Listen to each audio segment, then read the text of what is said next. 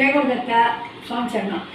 இன்றைக்கி வந்து பைத்தம்பருப்பு மசீல் பண்ணலாம்னு சொல்லிட்டு நினச்சிட்டு இருக்கேன். இன்றைக்கி பைத்தம்பருப்பை இதுவாக வேக போட்டு ஒரு இது வச்சிடணும். அதாவது வேகிறதுனாக்கா அப்படி எல்லாம் பிரியணும். அவ்வளோ அதுக்கு மேலெல்லாம் குழப்பெல்லாம் வேகப்படாது. அது மாதிரி பண்ணி வச்சுட்டுருக்கேன்.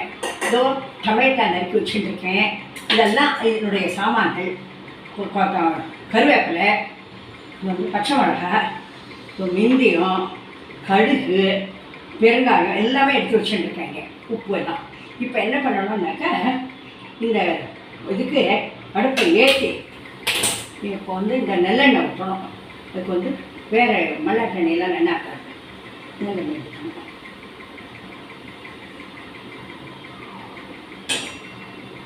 இந்த நல்லெண்ணெயை ஊற்றிட்டு அதுக்கப்புறம் இது வந்து கடுகு போடணும். கடுகு இது என்னன்னாக்கா ரொட்டிக்கு நல்லாயிருக்கும், பூரிக்கு நல்லாயிருக்கும், சமையல் சாப்பிடணும் நல்லாயிருக்கும், தோசை கூட நல்லாயிருக்கும். இது வந்து பைத்தம்பருப்பு மசீல் பேர்.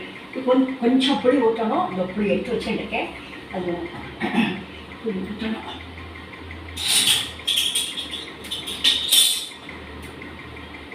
இப்போது இந்த கடுகை போட போகிறேன். இதை போட்டு கடுகு வச்சு பார்த்து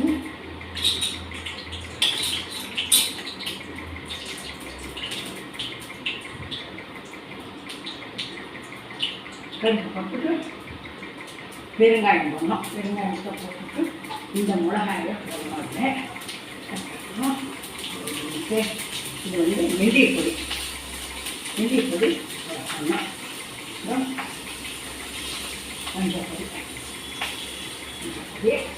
இது வந்து கருவேப்பிலை எல்லாத்தையும் போட்டுட்டு அதுக்கப்புறம் என்ன பண்ணணும்னாக்கா இதை டொமேட்டோவை போடணும். டொமேட்டோவை போட்டு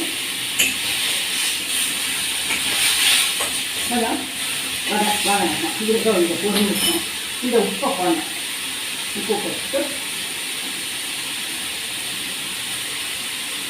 டொமேட்டோக்கு உப்பு போடலைன்னாக்கா அது சுத்தம் வேகாது. உப்பு போடணும். நான் இது வந்து அரை ஸ்பூன் தக்காளி போட்டேன். இதை வந்து ஒரு 10 நிமிஷம் வதங்கணும். அதுக்கப்புறம் சொல்லு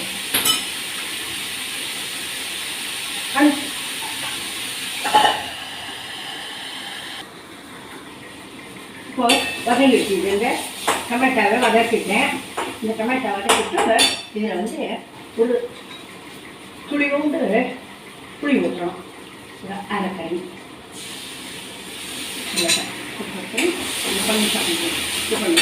இந்த பருப்பு வச்சுக்கேனே இதை அதில் கொட்டணும்.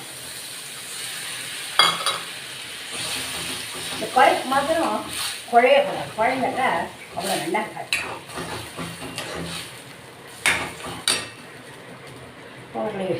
இது மஞ்சள் போடணும்.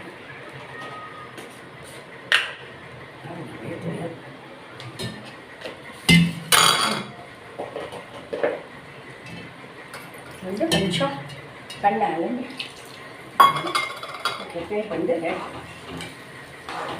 பைத்தம்பருப்பு மசீல்னு பேர். இது வந்து ஜாஸ்தி உரப்பெல்லாம் இருக்காது. குழந்தை எல்லாம் கூட சாப்பிடலாம். இது வந்து பூரிக்கு, ரொட்டிக்கு எல்லாத்துக்கும் தொட்டுக்கலாம். அவங்க நல்லா செஞ்சு இருக்கும். எல்லோரும் சப்ஸ்கிரைப் பண்ணுங்க, ஷேர் பண்ணுங்க, லைக் பண்ணுங்க, ஷேர் பண்ணுங்க. இதை வந்து அப்படியே